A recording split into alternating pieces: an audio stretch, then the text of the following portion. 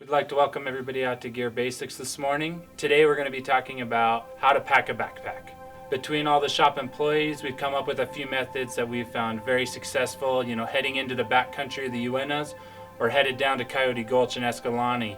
For each situation, you will pack your pack a little bit different. We are going to show you today what's worked best for our shop employees and how to enjoy the backcountry in a quick, light, and efficient way. So one thing I like to do every time before I head out is to lay all my gear out, see what decisions I've made to take. And today, I've decided on my sleep system that I'm going to take the Therm-a-rest sleeping bag with the Neo Air All Season. I've got my rain gear. I have my carbon 2. I have my insulating layers so that I'll stay warm, if the temperature does decide to drop. I've got my food, my clothing, my trekking poles. I've got a way to clean my water and my stove. That's going to be my base right there. And speaking of bases, something that we like to discuss at Recreation Outlet is your base weight, which is broken down into your backpack, your sleeping bag, your pad, and your tent. And the goal is to keep those as light as possible. The lighter those are, then the happier you're going to be. So if you can stay under 15 pounds, then you're going to have a very fun and successful trip because you can keep your pack weight under 25 usually. Ultra lighting is becoming very popular among the backpacking community because you can cover more ground faster. As part of that, they don't use like the small organizing bags. I choose to use them for simple reasons. Because my top loading pocket, when I open it, I don't like to see everything spread out. I just like to pick up, my one bag that's my miscellaneous supplies, my fire starters, my paracord, my repair kits. One thing I've liked that Granite Gear does is they use multi-use for their stuff sacks. So for instance, the bag that carries my clothes, when I get into camp, I also have my pillow because it's fleece lined on the inside. So I just reverse it in, shove my clothes back in, and now I've got my pillow to sleep on. So we talked about those core items, the backpack, sleeping bag, pad, and tent, but there are 4 items that are essential to success in the backcountry, and that's your direction, map and compass, the SteriPen, or your water filter to purify and filter water, your headlamp so you can see at night, and food. With those 4 items, you're guaranteed a success in the backcountry. The first thing to do when deciding to pack your pack I like to get a good foundation on the base of my pack. And what that does is when I take it off to take a rest for the day, if it's offset or something's heavy, it doesn't pull itself off to the side and keep getting my bag dirty, getting dirt in the zippers. So the first thing I like to do, put my sleeping bag in a compression bag, drop it to the bottom, because when compressed, it's fully solid. I mean, you're not going to move that thing at all. And that's going to give my bag, 2/3 of the base of my bag is now covered, and you can see how it is now. It's standing alone. So that'll give it a base so that it won't fall down into the dirt. So I like to prioritize my items that I'm going to need extremely quick because of my traditional style backpack where it's a top loader. So usually I'll move to my sleeping pad and set my sleeping pad down by the base also, just to the right or the left of the sleeping bag. And most of the time you won't, expand the seams too much on that, using that as your base.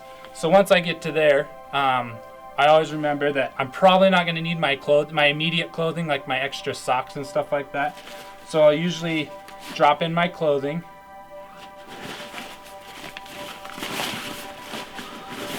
So then my clothing's dropped in now. And then my insulating layer. I may need this, so usually try and keep it about the mid of the pack so that if you do need it, you can access it super quick if you stop because of a rain or a hailstorm or something like that. And just remember to try, and jam those into that little crevice because the less space you have inside, the more compact your pack will stay.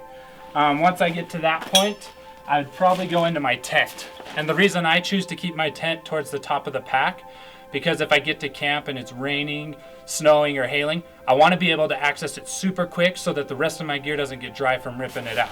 So I drop in just my flying body. I do my poles in a totally different section of the pack.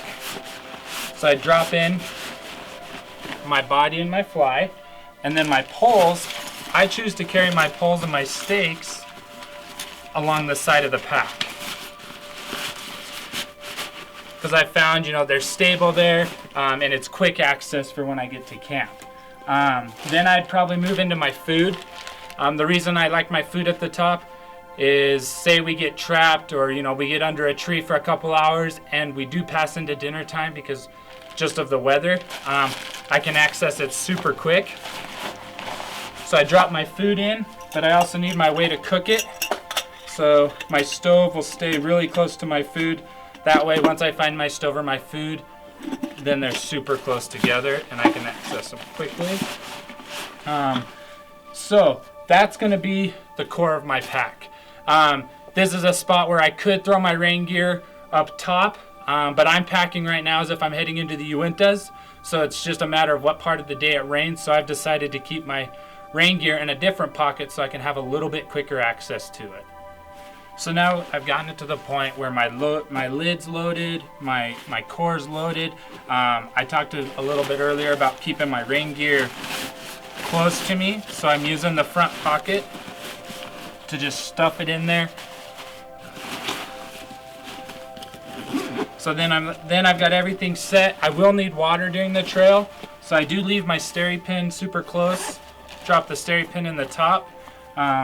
And then that's why I carry the bandana for my pre-filter and to stay to wipe sweat off if needs be. I'll then put my water bottles into place, and I do like to freeze them. If you freeze them halfway, that way, for your first 1 or 2 hours of your trip, you do have some pretty decent cold water. And then, honestly, I'd probably be wearing my cap, sunglasses, and then trekking poles. I'm a big believer in trekking poles, but you don't need them in every situation. So like my tent poles, I jam them across the side, here and here. And now my pack's ready to go. I like it because it's clean, it's slick. I don't have a lot of stuff hanging off. So in my pack, just to show you from the back, I've got my sleeping bag, I've got my pad, then I've got my tent pushed down without my poles in it. Then I've got my clothing, my food, and then up top here, if I decided to put my rain gear, would be up top. But in my pack, I decided to put it in the front, so I've got quick access. In my cargo pocket up top, I have my compass, my map, my way to purify water so that it's quick and fast and I have access to it extremely quick. I have my water bottles on the side, and I keep my trekking poles close by. That way if I'm getting in offset terrain or up or down really fast, then I can grab them out quick and just keep moving. This is how I decide to pack my backpack when I head into the backcountry, allowing me to have a fun, quick experience. So enjoy.